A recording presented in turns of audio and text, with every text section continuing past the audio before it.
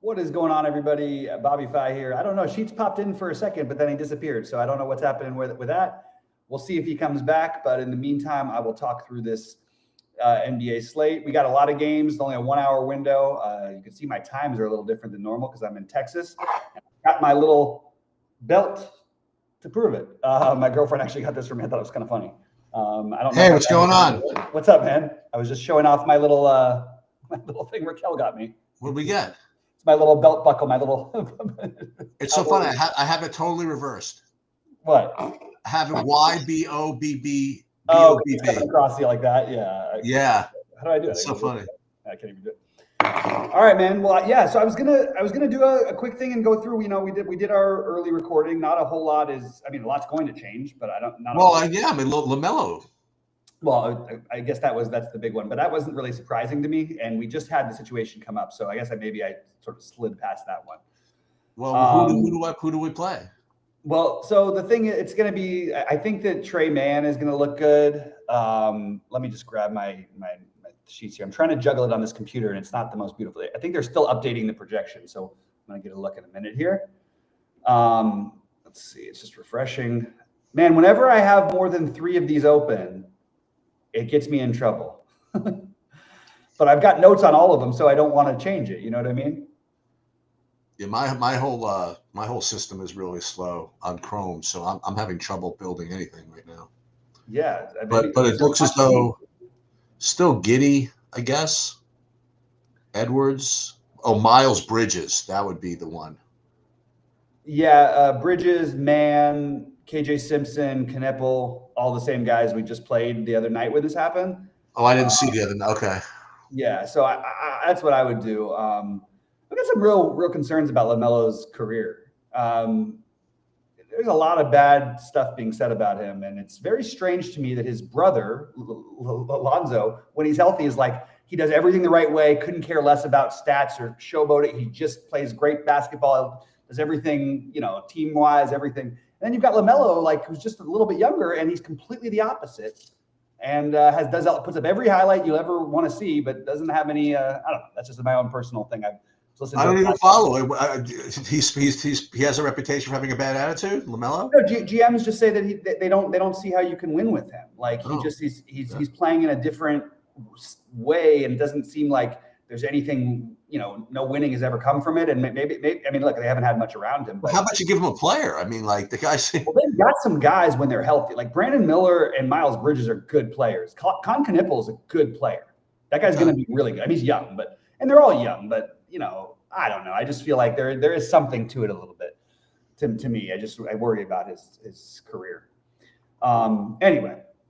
But yeah, I think that Trey Mann is going to look like the most obvious play, and now we have all the value. And look, it's Charlotte is. I don't know why this total is. This is why I feel like something should be updated. Like I don't feel like this should be a 5.5 point on SaberSim spread. I feel like it should be like maybe 12 or 13. But they have played okay without LaMelo on the court at times, so we'll see. Still. Well, what they said, apparently nobody likes the way he plays, so maybe the line shouldn't move. Well, it's fair enough. I mean, he's still super talented. I didn't want to just kill the kid, but at some point you got to start actually winning some basketball games and not just taking fadeaway one-legged threes. Anyway, yeah, you can see we do have more value, and it's mostly coming from that Charlotte game, with the main pieces being KJ Simpson, Trey Mann especially, and Con Knipple. I like Trey Mann. I like his style of play. I think he'll play well in this game. He and Knipple will be the two that I feel the best about value-wise. Knipple just does enough on the court where he's just going to get there. And then other than that, then you have the spend up, which makes a lot of sense in Miles Bridges. And I guess that's the big piece that we didn't touch on earlier, because we didn't have that. But now, this sometimes happens. Does the existence of this new value render the Nets value less important? Yeah, I mean, yes, less important, but I still think that the Nets, without Cam Thomas, they all look pretty good still, and I still think they're going to get plenty of ownership. You can see that everybody's basically got more than a 5x projection. My notes from earlier that I would just say to everybody I was going to go through game by game because I didn't know if you were going to be here and just say go for it. the guys who I feel like maybe I like a little bit better than the field. I don't really want to mess with these early games as much, the first 2 games. If I ended up with some stuff, like I said, Paolo or Franz, but Donovan Mitchell maybe, but I'm not like going out of my way I wouldn't go out of my way to do anything for it. That what I would do is I like this Asar Thompson play a little bit more than the field does. I mean, if this game stays close, which is hard for me to see, Cade Cunningham is going to have a big game. I just think it's an interesting game stack. Like, we don't get a game stack quite as much as we used to in NBA.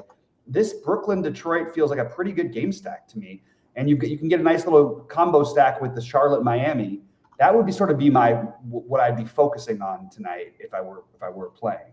I'm going to be leaving in about 20 minutes to go out tonight. So like I said, I'm not playing tonight. What about the other stacks that I kind of was spewing about earlier, like playing like Giddey with Giannis from the Chicago Milwaukee? So you could play the value from those other pieces, and then that makes perfect sense to me. I think that's a good way to go. The thing is, as always with Milwaukee, they tend to like the drop coverage. It's not as much as they used to play. But I think Giddey and Giddey's not like, you don't really want him shooting threes. You want him creating a lot, but they play fast. It feels like that's the natural thing, right? Like, if I was playing one lineup, the value, the obvious value pieces, and then Giannis and Giddey certainly make a lot of sense to me. So those would be the ones that I think that's probably where I would try to get to. But if you look at like even the projections, like, again, I'll just say it, you've got it where it should be on Giannis. I do think. Yeah, but I haven't done anything yet. This is from earlier. I mean, I don't know why it would have gone down. Yeah, I know. I'm doing a new set now. Yeah, but I'm going to throw out that I really think that this number should be where Sheets has it at 62. As I just don't think and it's also a great matchup. You could even say it should be higher. So I would manually change that if I was building just to even at least where you had it. What about again? I want to also think about this Anthony Edwards play against Utah. It's Utah gives up a lot of fantasy points to people, and Anthony Edwards can get a lot of fantasy points. So I prefer Giddey because I think there's some serious blowout risk in that Minnesota Utah game. Although Utah's been pretty more competitive than I think most people would have thought. And I think I would have talked myself into jobbing the other guy that I'd like to spend up-ish. Everybody's going to have him on FanDuel because he's so cheap over there. On DraftKings, I think that I would just gamble on that his usage has been incredible since, even with all this negative stuff. I think I would just side with that, at him as being my next favorite spend up behind Giddey and Giannis. That's what we still like. Obviously we still like it, but on DraftKings, in this build I just made, I'm still getting a ton of the Khalil Ware. I love Khalil Ware. That's he's the other value piece I like from that game. With no Bam, I really feel like not having like him in half your lineups is just overthinking it. And I don't think this is a realistic projection. I think he's going to be owned probably closer to 50%. You can see Saberson has him a lot higher than you and Goldie do, but even at your and Goldie's projection, he makes a lot of sense. And I think it's just too low. I do feel less interested in the other Miami pieces than I thought I was going to be, because I think you're just better off with Ware. They did bump up some of the prices of these guys, and Norman Powell would be my second favorite if I had to pick one, but I don't. And if you're going to get frisky, and if you don't want to play Khalil Ware and you want to do a hand build that's different, I think you could just play a completely unknown Nikola Jovic. Let's say Khalil Ware picks up 2 fouls. Let's say it turns into a blowout and Jovic plays well. Jovic can smash this number, so he would be the pivot to me off of Ware in this, But you certainly wouldn't want to play them together, I don't think, unless they get a different starting lineup coming out or something like that. All right, so let me. Again, I'm just running a Saberson build for now. I'm gonna update my projections pretty soon. But right now on FanDuel, I wonder if I'm still getting that same amount of Morant that I was before. Let me just see. I mean, I just want to point out, like, even to speak to the jaw play, This is the lowest. He's shooting the worst from 3-point range than anybody's ever shot on 5 attempts per game. He's shooting 14% on the season, and he's shooting them a lot. There's no way. I don't care how bad he's shooting. I love seeing stuff like that. You know what I mean? I wanted to play that. I want to play that kind of stuff. I have a feeling, by the way, because this Pell Larson was a midday downgrade for Miami. I think we're going to get some other stuff in Miami that's going to open up. So, which speaks even more to these other games not making as much sense. In fact, Jovic may end up looking reasonable. Fontecchio could end up looking very like a very valuable play. Those would be the ones I would bump up probably, or Drew Smith. It's going to be one of those three, but we don't need to figure that out yet because it won't happen till later anyway. On FanDuel, I'm actually getting almost 100% of Trey Man. Yeah, and what is he over there? Like 41? 4,200. Yeah. Yeah, I get it. I wonder what happens when he doesn't start. Then he probably just gets there. No, I think he still gets there. It's just about where do the projections go. Oh, right. Because they've been doing that for quite a bit. Oh, look, there's Jay. Yeah. No, I'm not afraid of Jovic cutting into Ware. Nobody's cutting into Ware. It's just about foul trouble. But yes, I do think that Jovic is an interesting pivot off of Ware if you wanted to find something. Do you still think, again, like I know we talked about that, and maybe you already just said this, but I know you wanted to stay away from these early games a little bit, but again, you still like the idea of like maybe playing one of those two Orlando guys sometimes? Yeah, I just always like it, but I just think there's better spots tonight. Yeah. I think one of them probably ends up getting their 6 and plus X at an expensive thing, but there's just so many other guys, and it's hard to know which one. Yeah, no, it's totally reasonable. Yeah, so that was my issue. I'm sorry that you were having trouble building, but I'm glad to hear it because I was trying to build NFL lineups just so I had like placeholders because I'll be gone and then I'll come back tomorrow and update things. And I'll do it again Sunday, but like I could not get it to build to save my life. So before I wrote SaberSim, I'm glad to hear that at least other people were having trouble. For what? What, football? Well, it was just building in general. Like the whole system was just like freezing on me. But now it's fine. It was just okay. It seemed like a momentary thing. Yeah, I'm trying to see other ones that there's some big gaps on. Let's see, not too much that I've seen. Jalen Johnson, you could say that maybe he's to be a little higher. I definitely think this. Okay, so Paolo, like again, I don't know that I'd want to do it, but like this is a ridiculous median projection for him. What do they have? Like 40 or something? 41. Like, what is he? Let me just double check something. Has he ever gotten to 41? I mean, has he ever like owned like what is he? That's what I'm saying. Is he like in the 50s like all the time? I mean, like yeah. Let me just take a quick look. I mean, he always seems to have like 19 like at the end of the first quarter.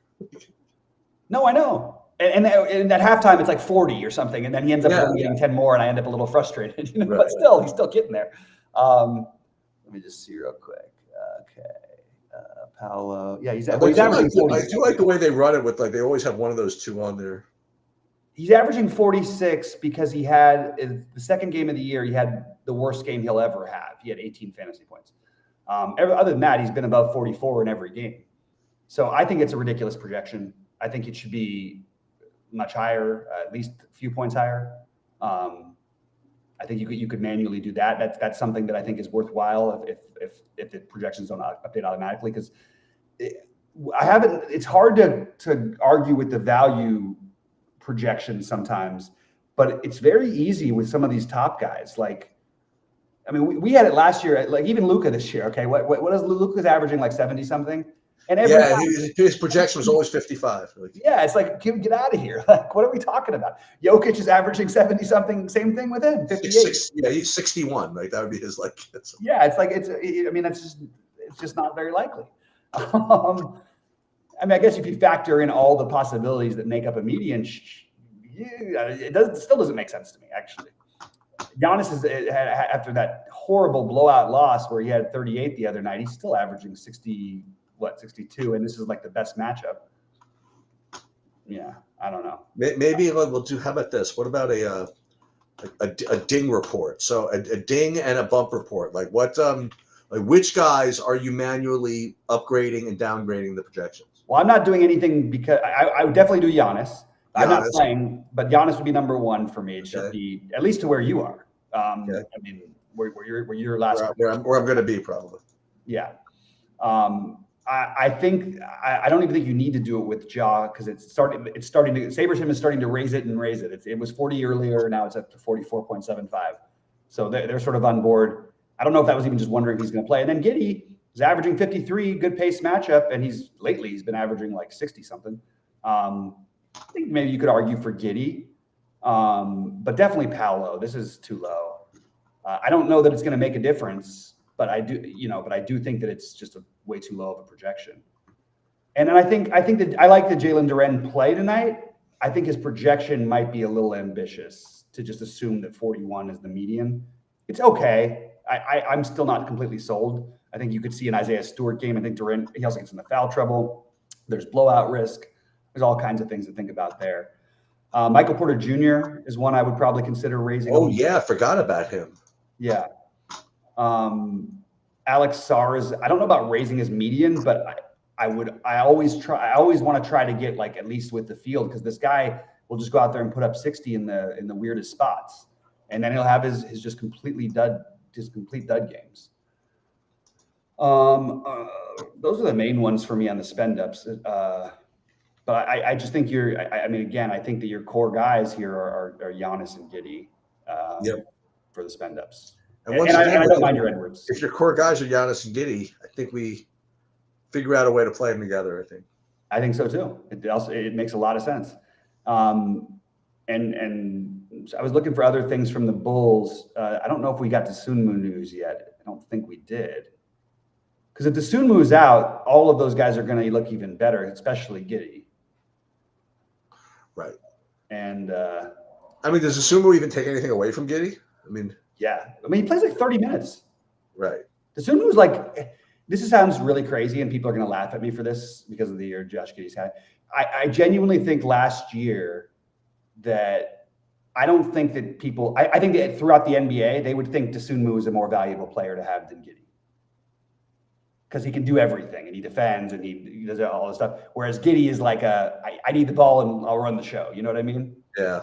Do you ever run into that with your AAU teams? It must happen all the time. Like, because basketball is not a game of trying to get the five best players together. And if you put the five best players in the same team in the NBA, I'm not so sure that if you put the five best pieces, took everybody else out and put those guys together, that it wouldn't be a better team. You know what I mean? Because there's so many guys that are ball dominant. We see what LeBron, what Luka and Reeves have been doing without LeBron. I don't know. Yeah, the thing is, I think that one thing that I think is interesting is that I think that all these guys in the NBA came from a place where they were ball dominant, like every one of them. Like not every, you know what I mean? Not the big centers or whatever, but like everybody else like had 100% usage from their high schools and colleges, pretty much. They all had 40% touch rates or whatever it is, and they all have the skills to like do that at a pretty high level. And NBA, like you said, is it depends in a large part on people playing roles. That you have players that if given the opportunity, like would be able to be ball dominant. You know what I mean? And I'll give you a good example of like a couple of. We talk about this every year. Remember freaking Quentin Grimes? Like absolutely, Quentin Grimes is like a 3-and-D guy. He hung out in the corner for like a whole season. Right, doing nothing, and then they needed him, and he's like, "Sure, no problem. I used to average 50 in high school like everybody else. Right, I can do the same shit. Just give me the ball. Right. So like all these guys, like when like I'll give you another group. Remember Jalen Brunson? Even he was like that's a great that's a good one. He was like, oh, we only would play him if Luka was ever out. You know what I mean? Because of whatever. But give him a role. These are all like freaking high level freaking basketball players. So. Right. I don't even think it's saying like give me 5 dominant players. I think that I do think you put the 5 best players on the court. I think they could. That's probably the best way to play. Honestly. Sure. But here's the question: like, is it easier for a ball dominant guy to become a role player and do it well than a role player to become a ball dominant player? I don't know. Well, I don't know that the thing is at some point you stop becoming like Patrick Beverly, like for example, like who no one would ever think of as anything of a scorer. He was like the greatest high school player in history. Like he averaged like 48 a game. Not even exaggeration. It was like something absurd like that. But I think they all did. That's the thing. No. But I mean, well, that's 48 is a lot. That's hard to, 48 in 40 minutes is rough business, or 32 minutes, excuse me. That's hard to do, But no, I hear you. I'm always curious at the guys who end up like making, the guys who are so willing to find their roles, or the guys who are very stubbornly trying to be the guy. And would you rather? There are obviously some people that like can't, get out of their own way. Like you know what? Like, Michael Porter Jr. But he did a nice job in Denver. I was impressed. He did. I guess so. He accepted the role actually more than people would have thought. I think he was. I don't think he accepted it. I think so. I remember the. I don't think he had a choice. I mean, I remember when they traded Bones Highland. Mm-hmm. Like they made a pretty like backhanded remark. They said we already have like we can't deal with two completely selfish players. We can only keep one of them. But that's really weird because like weird. I mean, Michael Porter Jr. was shooting the ball like this guy's like Klay Thompson at 6'11". Yeah. and you're telling him not to shoot. But at the same time, like, I mean, he's taking 10, 11 shots a game, 9, 10, 11 shots because you got too many guys, too many mouths to feed. Yep. And that's why I guess that's why I like the Denver to potentially win it all again, because they just nobody even wants to question. Nobody's even going to question it. It's Jokic's thing, and everybody around him fills in their roles. Some night it might be Aaron Gordon scoring 50 points. And Aaron Gordon might literally score 2 points in 35 minutes the next night, and he's fine with that. Aaron Gordon. He's the perfect example of a role player, a superstar committed role player to me. Yeah, he could score 30 a game for some teams. Oh, absolutely. Yeah. But also, like, even coming out and everybody's like, this guy's going to change. There was times where he was talking about being traded for like literally top 5, top 3 guys in the NBA when they were going to get him out of Orlando. And what did he do? He went and became just an amazing role player. Defend, shoot open threes, attack the basket, cut away from the ball. That's it. All right. Well, as far as this slate goes, it's hard for me to analyze much more than that right now. I do think that, look, if you're playing 150, click a 1 next to Wemby. It's not going to destroy all your things. Put a minimum of exposure of 1. It's not a great. Hang on 1 second. Dude, I'll call you back in 5 minutes. Okay. I'm with you. Anyway, but really, like, I do think the natural thing is get Giannis, get Giddey. And I'm surprised that Giannis's ownership, I'm not buying this. I think he's going to end up 30% owned, maybe higher. Okay. Saberson's got him at 12. You got him at 17. Goldie's, or your last one had him at 17. Goldie's got him 22. I think he ends up at 40. And I think Giddey ends up closer to 25, maybe 30. But I do like the get different. If you want to be frisky, maybe Paolo is the guy you get frisky with tonight. Maybe. And you never feel bad about it because he's going to have every opportunity. and he's probably not going to have 18 fantasy points like the rest of his career unless he gets hurt. Other than that, he would have been averaging like 51 this season. So seems like a little bit of a bargain. But I do think the build for me would be Stars and Scrubsy maybe a little bit more than maybe some other people. And look at these projections updates. So they still have Trey Mann. Yeah, Trey Mann. And again, Trey Mann's projected ownership 48. Trey Mann's going to be 80% owned. If you want to play KJ Simpson, play all the other guys instead of Trey Mann, maybe that's not a bad route to take for a guy who's going to be 80% owned, who's pretty again, ball dominant, reliant, but then again, he's going to have the ball in his hands. I don't know. We'll see. Actually, KJ Simpson might start, and we've seen KJ Simpson outplay Trey Mann before. We've seen this exact situation come up before, so we can take an angle on that one. I would be underneath the 80% Trey Mann, and I would be overweight the 15% KJ Simpson. All right, I got to call this guy back. I'm going to get going. Good luck, everybody. Yeah, good luck tonight, man. I'll see you on Sunday. Okay. All right, guys. What else do we have here? I'm just taking a quick look and see if there's anything Again, on FanDuel, the biggest difference is Ja. Much more of like a, I don't want to say must play because you don't have to play him, but much more of an obvious play over there. And again, we're going to be going to premium stuff as soon as we possibly get things figured out, which probably is going to be in the next couple weeks. So all of our site members will be watching these videos, but nobody else will, just for what it's worth. Anyway, good luck, guys. We'll see you Sunday morning at 11 for football. I am not playing NBA. As I said, I'm about to leave.